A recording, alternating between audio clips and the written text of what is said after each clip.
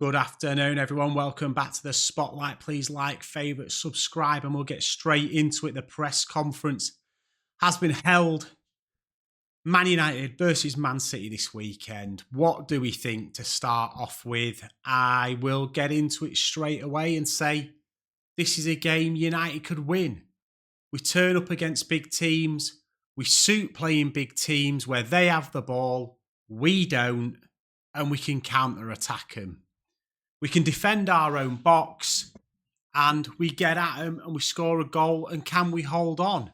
I'll go more into that and a bit about the Forest game and everything in a bit, and a bit about players. But we're just as the press conference has just happened, I'll talk about some stuff that's happened in the conference. So, Cobby's back in training. Apparently, De Ligt might be a doubt, is what has come out of Amorim's mouth in the press conference today. He's got a knock. He says he don't think he can play the full game. So will De Ligt start? Is a question. Mason Mount, on the other hand, is apparently available to start. And tell me in the comments, would you start Mount? Personally, I would. There's a lot of debate on Mount. Is he any good? Is he not good? He's a waste. He's the worst signing we've ever made. This, that, and the other. The facts are he won a Premier League and a Champions League, played in a 3-5-2, whatever formation you want to call it. Everyone say he knows the system, but forget about knowing the system to me. Mount is a hard runner who can press and knows when to press. And in one of them 10 roles, he will look after the ball way better than a Bruno or Garnacho or whoever will. He'll get it, pass it, get it back, move the ball in the final third. I've said it a million times, we're way too kamikaze in the final third, poor decision making, lack of basic football IQ and passing. And if nothing else, Mount might not stand out and be incredible like Garnacho and beat 3 people and score, but I can guarantee you one thing, he'll keep things tidy, simple, and he'll keep us in the final third, and he'll run hard. And at this moment in time, what else have we got in a number 10? Garnacho, whose form has fell off a cliff, whether you like him or not. Bruno, who nobody can seem to decide where he wants to play these days. And again, we come up against Forest the other day, and he was pretty much ineffective. He only seems to affect games against the poor teams. Doesn't keep the ball as well. Or we've got Xerxes, who the fan base are praising because he's got a first touch and nothing else. But I'll get on to players in a bit later. But that's my point on Mount. Start him if he's fit. He's never fit. If he gets injured again, it's no loss, is he? But with that bad in the number 10 area of the pitch, if he's 1% better, he's miles better than them lot. That's all I'm going to say on that. He spoke about Garnacho as well, has basically said exactly what I've just said, and said that he says he's doing the right things, but he has to choose to be better in the final third. Well, he's not doing the right things then, is he? Because he's choosing the wrong option when he gets there. He spoke about De Bruyne leaving City, whatever. He talked about catching up with City. Saying we've got big improvements to get back to where City are, and he's completely right on there. This is an interesting one about winning the title in 2028. He said, of course, I understand I'm not naive. Sometimes it is for me. I cannot manage that expectation. I know that if we're not going to be biggest contender in the next year or two, we are doing a lot of things. Sometimes I've changed players because they've had to adjust to our new standards. We have a lot to change, a lot of things. We have a lot of changed staff. We have changed inside the club. I cannot say we need a lot of years. I cannot manage that. I am not saying we're going to win the title in the next year. I'm not crazy.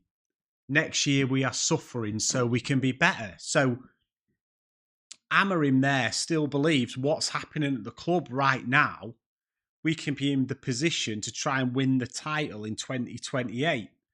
So by the sounds of that quote from there, where he says next year we'll still be suffering. So maybe he's talking about this year and next year. are a couple of years to get rid of the players we've wanted rid of for years and years and years at the club. And probably the back end of 26, 27, we build a full squad for him to go on and compete for the title in 28. I mean, how realistic is that? I mean, I think it's very, very far-fetched we win the league in the next 3 years, but we have seen the likes of Villa, Newcastle, Forest have 1 or 2 windows and completely change the trajectory of the club. If we get recruitment right in the next couple of summers, we can be back in the top 4 competing. We've got enough money as a club. Once we get over this FFP malarkey this year, we should have enough money as Manchester United to recruit properly and put us back to where we're supposed to be. Winning the title's a massive jump by 28, but consistent top 4 potential challenge, I believe, is doable with the right recruitment, because I am a firm believer the reason why Manchester United are in the position we are in now is because we didn't have a structure at the top like we have now. And I know I'm going off topic a little bit here, but Ineos have come in and say what you want about them, but they've put football people in to run the football side. People blame Jim for everything. He's not making the footballing decisions. Vival, Wilcox, Barada are. They are well-known, high-level football people who've come from established clubs to run the football side. We've already seen it last summer with good recruitment. We've seen that they're not scared of getting rid of big players, like outing Casemiro to the bench, putting Rashford out on loan and all this sort, getting rid of Anthony on loan. They're not worried about dealing with these changes. If the Glazers had have done what has been done by Ineos now 10 years ago, we would not be in this position. And whether that's the Glazers being stubborn because they didn't want to employ people, or whether that's Ed Woodward thinking he could run the club on his own, whoever it was, they're to blame for where we are now, because we've spent over £1 billion on transfers. Man City have won 5 or 6 leagues spending £1 billion. Liverpool have won leagues and Champions League spending nearly £1 billion. Arsenal are up there competing, spending not £1 billion, but getting up there. You know what I mean? We have wasted £1 billion because we didn't have a structure. Now we have one, 2 or 3 good windows. We can be back in the top 4 competing for decent trophies. I do believe that. Winning the league is a stretch, but competing, we definitely can be. And that's what he talks about in the last question about Newcastle and Villa rising and United going down. He basically says the same thing. It took Ferguson 2 or 3 years to win something. It's completely nowadays. The pressure is different. You've basically got to perform. And a lot of it comes down to recruitment. Whether you like the Glazers or not, if they'd have spent that £1 billion properly on recruitment and we were winning on the pitch, people would brush away the other things. But as a whole, it was being a total and utter disaster, and the recruitment is one of the biggest reasons why we are where we are. Wasting money left, right and centre, spent by non-footballing people, the Glazers, Woodward, Murto and Arnold. And in the next 2 or 3 windows, we can turn this around. I do believe that. Whatever you think of Jim and Ineos, the people in charge of the football club on the football basis are football people and know what they're doing. And that is basically that's really all that was said in the press conference. Not a massive deal to go into. De Ligt's potentially injured. Mount can start. Mainoo's on his way back. And that Amorim firmly believes we can build a squad by 28 to compete for win the Premier League. And that's a lot of talking from me. So please like, favourite, subscribe if you're on the video. And I just want to get into some of this transfer malarkey and players and where we are at the moment and I want to talk about players that we think, or we as a fan base talk about right now as players we think are good. Number one is Xerxes. Again, I've talked about it in my last video on my Dog Walk Diary about the last 7 games and everyone getting overhyped when we played Sociedad twice, one with 10 men. We played Ipswich, Leicester, Fulham and Arsenal and Everton. So we played Arsenal, one good game. We'll leave them as an outlier. So the other 6 games were basically against teams who were basically championship teams at best. And everyone was saying we didn't lose in 7 games. Can I remind everyone, we did lose. We lost to Fulham in the FA Cup. Also, if you count in 90 minutes, of those 7 games where 6 are against horrendous opposition, we drew 4 of them. So the form was never there. It was hopeful. It's like, are we turning a corner? No, we're not. We're just playing extremely poor sides. And we go up against Forest at the weekend, and yes, we had a lot of the ball. Everybody has a lot of ball against Forest. It's how they play. They soak pressure up and counter-attack. They're a counter-attacking team. There was nothing in that game to me that proved we're moving forward. We still lost by getting turned over on transition and having a hole in midfield. Onana still moves like a snail. We created next to nothing in open play, apart from when we're scrambling around at the end for a draw. All the chances were long shots to corners. You know, there was not really anything going on. We stuck Harry Maguire on up front to try and rescue the game, which he nearly did because our forwards are incapable of getting themselves in the box. And that's where I'm coming on to Xerxes. People are saying, oh, he's starting to show up, he's getting better and all that lot. He's not. We're playing horrendous teams. We are praising a professional footballer because the one thing he can do that Højlund can't is actually get hold of the ball and have a first touch. Apart from that, he does nothing. Absolutely zero. Nothing. He's not good enough. Højlund, it's been proven game after game after game after game from last season, people giving him the benefit of the doubt to this season. He is not good enough. Service or not, he ain't good enough. There's more chance of someone in the crowd streaking on the pitch and getting on the end of a cross than Højlund would. Put 50 crosses in a game, Højlund won't get on the end of any of them. I've never seen the guy anywhere near getting on the end of a cross. And everyone will say, oh, we don't cross.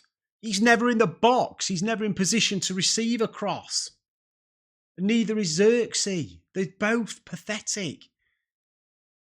Garnacho, headless chicken, loses the ball all the time, runs into people, weak.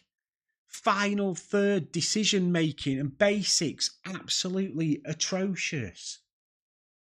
And then that we all know all that about the forwards. Anyway, I want to focus on the midfield here, right? And we don't talk about the midfield enough. Bruno's been playing in there again against poor sides and doing a job. Bailing us out against crap sides. We come up against Forest. He's basically non-existent. He barely does anything. He does nothing in the 10. He's put into the 8. It's still doing next to nothing. We don't have another midfielder. People are saying Collier or Mainoo. Mainoo is not a 2 in midfield versus a 3 in midfield Premier League team. And I've said this for ages. People need to remember, in this Amorim system, we have 2 midfielders versus every other team in the Premier League that play 3 in midfield. Mainoo has not got the mobility to play in midfield. End of. He's a 10 or gone. That is it with Mainoo. Forget about this 8-6 malarkey. He's a 10 or you've got to sell him because he is not mobile enough to play in there. Then you've got Bruno, who he's perfect for a counter-attacking side. If Bruno played for Forest, he'd be insane. But playing for us where we have the ball or an expectation to have the ball and create, he don't do anything against the decent sides because all he wants to do is look up and go long all the time. And when teams are sat back against us and we're expected to have the ball, it does not work. And I don't care what anybody says about it. He can roll up against these crap teams and score. Or you can put a discipline shift in where we have 10 men behind the ball against the good sides and defend and scrape a result. But from the teams from like 6th to 15th, we are so bad. Because we're expected to have the ball and go attack other teams and break them down. And we cannot do it. We can't do it. And Bruno is part of that because his basic passing and ball retention are not good enough. Next to him, you've got Agate. Again, I think he's a bit like Xerxes. The fan base are hyping Agate, like saying, he's amazing. No, we're 13th in the league. He was brought in to plug a hole in our midfield. He's been here all season. We're 13th. And yes, you could say, like what I've just said about the other midfielders, he's doing it all on his own. The problem with Agate is not his mobility in getting around the pitch. He's crap on the ball. He's rubbish. His passing is dreadful. How many times have we seen him swinging and missing the ball in midfield when it's bouncing and stuff? How do we expect to progress the ball from Onana through the defence into the midfield when the two players we have in the midfield pivot position are not possession footballing based players? Agate cannot do it. Bruno cannot do it versus a decent side. Eriksen's too old. Mainu's not an 8 or a 10. I've said it on here loads of times on other channels in the chat. We need 2 new pivot players. Look at the pivot players the top teams have. Liverpool have got Gravenberch. City have Rodri.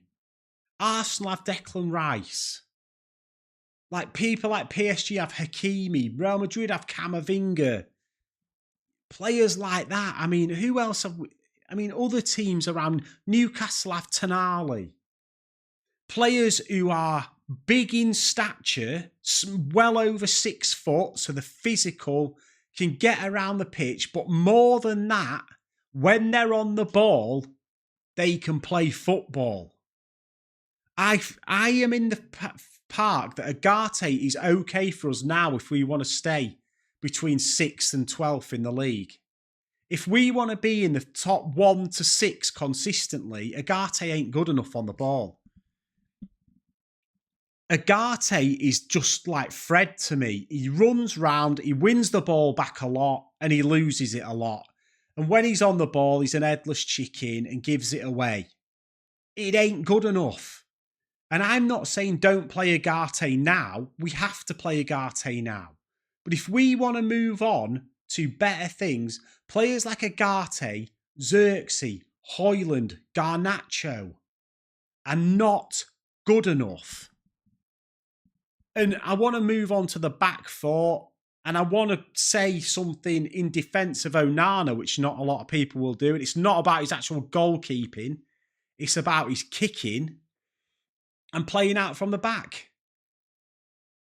Our defence, a decent defence. Maguire, De Ligt, Mazwari, Dalot, they can all defend. Like I said, when we play the top sides and they have to sit on the edge of their own box and defend, they can do it. None of them are good on the ball either. So it's a bit like the midfield too. When Onana passes out to them, they're not good on the ball. Martinez is okay at it. Martinez, I'll give him the benefit of the doubt, can probably do it. He's the only one. Onana plays it out to De Ligt, takes 2 or 3 touches, goes backwards, goes sideways to Dalot. He does the same. It comes back inside, goes back to Onana. Then Onana's got to go long. The midfield 2 don't drop him for the ball. the centre-back three are not good enough on the ball to play out from the back through midfield to the front line. And that is a huge issue for us. Like, do we want to be a progressive team that play out from the back and through the midfield? And as good as our defenders are at defending, they're not good enough on the ball. Like Liverpool, Van Dijk, Diaz, they've got people who can play out from the back on the ball, and we just do not have that. As good as De Ligt and that lot have been for us, Mazwari, as good as they have been for us, they can't play out. So from our back 3 and 5, if it's a 5, to the 2 in the pivot, we are lost on the ball and we just go long, and then we expect the forwards to hold the ball up, which they can't do.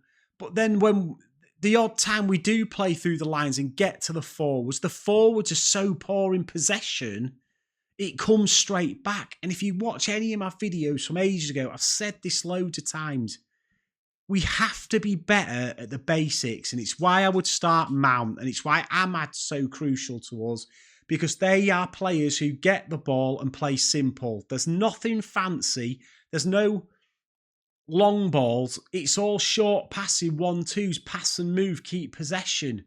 And none of our players are good in possession. That is fact. They're just not. Bruno is an incredible player in moments and doing the odd thing. But over 90 minutes in possession, he's not good. And I don't care about his passing stats for 88%. I'm not bothered. Watch it. Watch when he passes 10 yards and it's a yard short of where it's going to, or it's a yard in front or a yard behind. Players have to adjust. His basics are not good enough. Agate's not good enough on the ball, and the back 3 or 5 are not good enough on the ball. And then you have on top of that, the front 3 or 4 or 5 are too wasteful. The facts are, in my opinion, there is a very, very, very limited amount of players in that squad that are actually good enough to still be in this team in 2028 if we're going to compete. As good as De Ligt is at the back, I don't think he's a central centre back that progresses the ball well enough. Agate and Bruno are not progressive enough. Dalot's clearly not good enough as a right wing back. Dorgu, the jury is out. He's good in moments and poor in other moments. Garnacho, Højlund, Xerxes, Bruno, all them lot, they're not good enough either on the ball. I mean, we've got a huge amount of work to do by 2028 if we think we're going to compete. But I'm going to end the video there because I've been rattling on for long enough. Please like, favorite, subscribe. Tell me what you think in the bottom. Am I being too harsh? Am I being realistic? Because my standards never dropped from when I grew up in the 90s and we were winning all the time. The problem is now is players, this average okay performances where you have a couple of games where you look all right, or you're playing well versus crap teams and don't turn up versus the decent ones or whatever. People are so flip-flop. The fact is, 90% of the players that are starting week in, week out for Man United now would not get in any other top side in Europe. And that is a massive problem we have. And one that Amorim is clearly addressing by saying that this year and next year we're going to suffer until he's had 3 or 4 windows and gets a load of players in of his own and actually changes us, hopefully. And that's hopefully because we're yet to see it. So that is where we are. Like, favourite, sub, peace, and let's go do City at the weekend.